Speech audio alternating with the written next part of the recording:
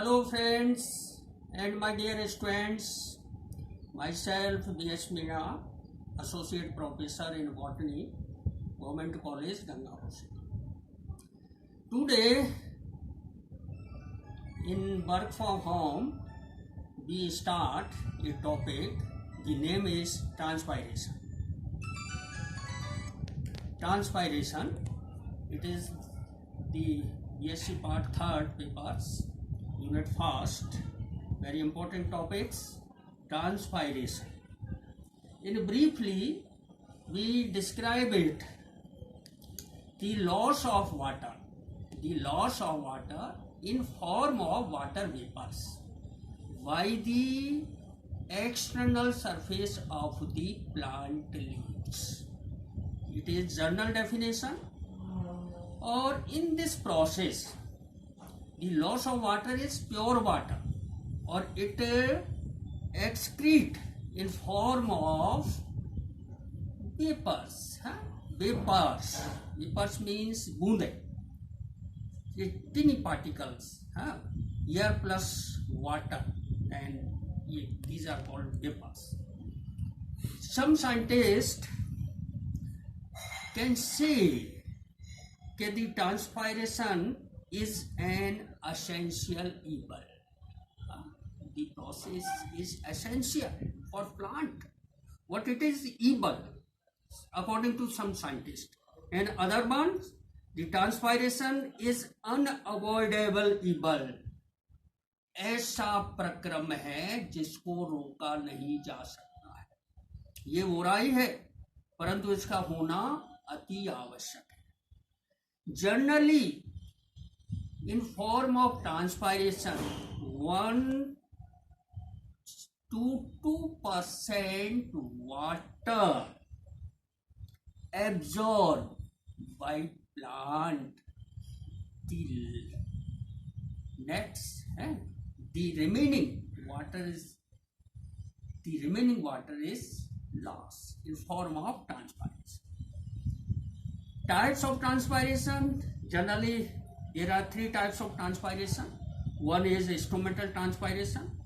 80 to 90% loss of water take place through instrumental transpiration. Other is cuticular transpiration.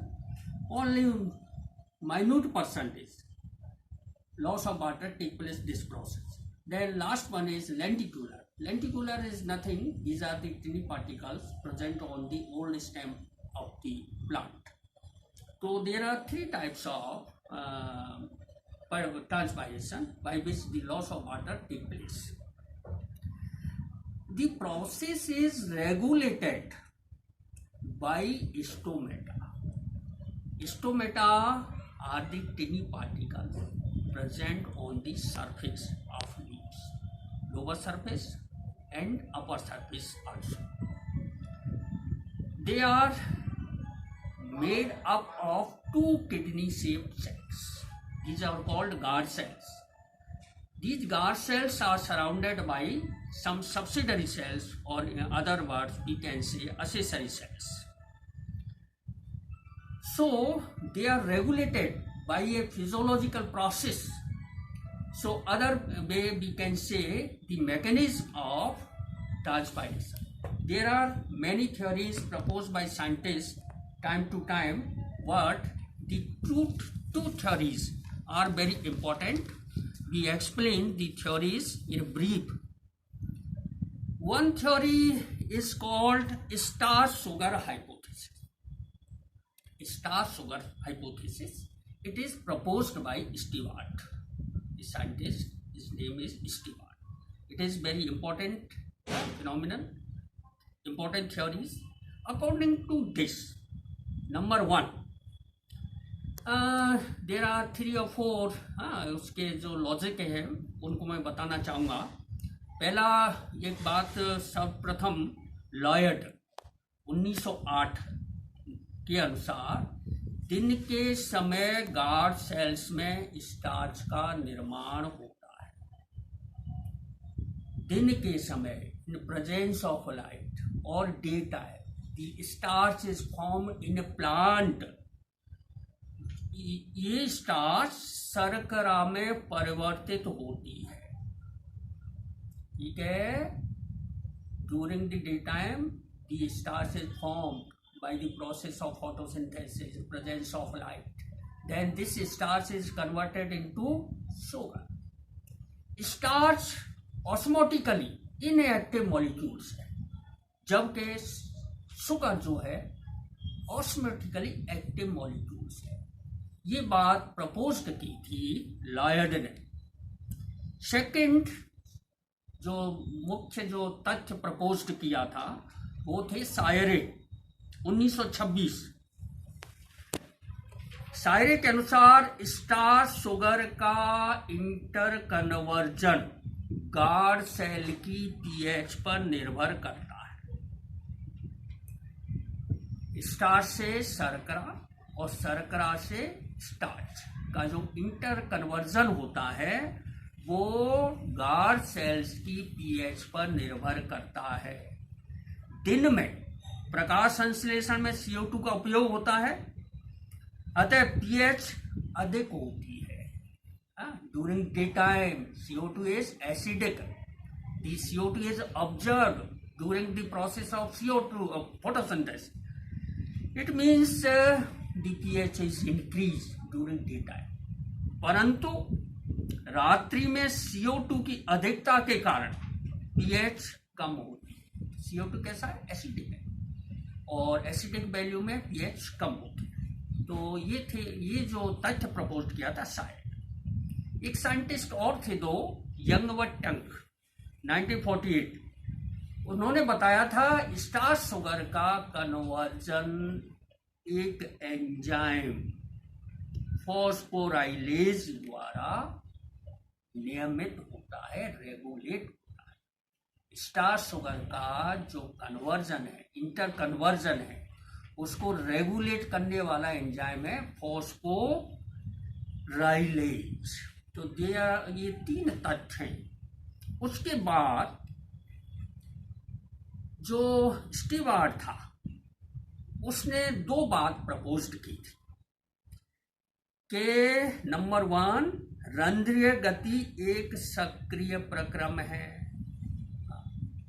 Means stomatal movement is active phenomena.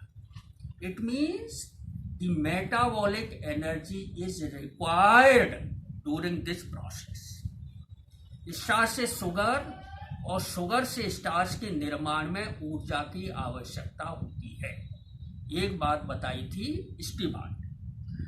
दूसरी बात उसने ये कहा था स्टीवार्ट के अनुसार, स्टार्च का रूपांतरण ग्लूकोज 1-फॉस्फेट तक सीमित न होकर, ग्लूकोज 1-फॉस्फेट तक सीमित न होकर परासरणीय सक्रिय मॉलिक्यूल्स ग्लूकोज तक होता है।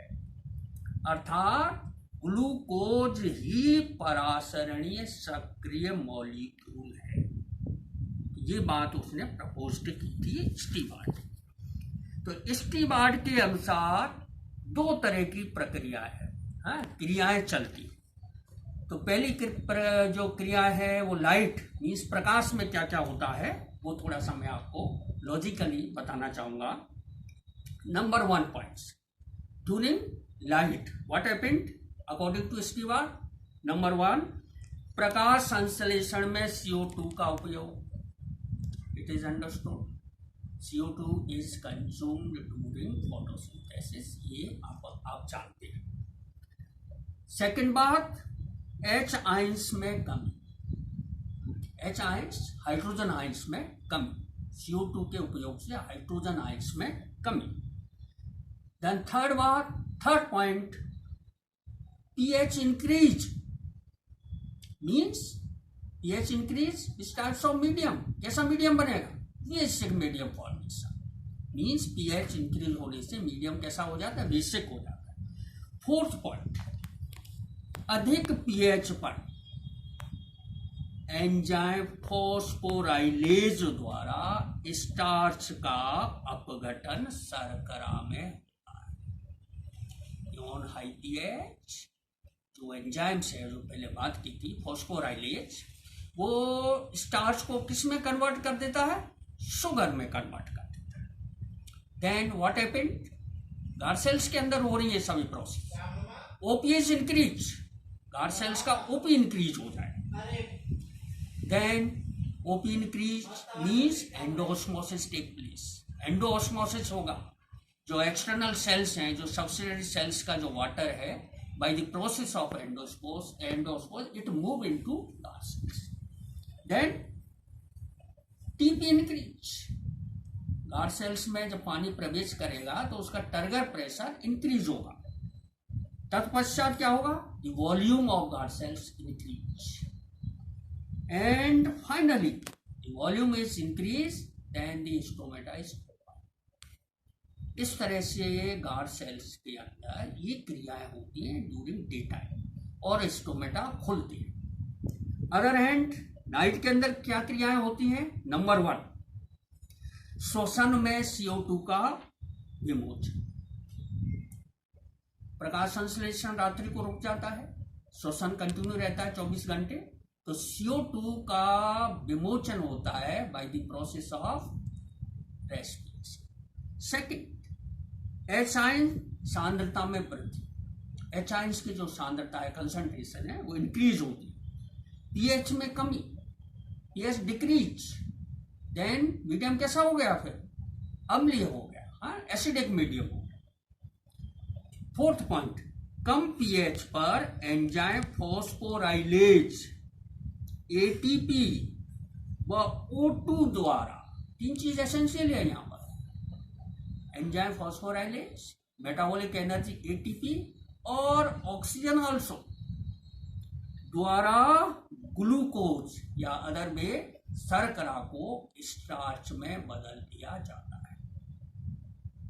देन ओपी में कमी, OP decrease, exosmosis, TP decrease, the volume of guard cells decrease और स्टोमेटा क्लोज्ड।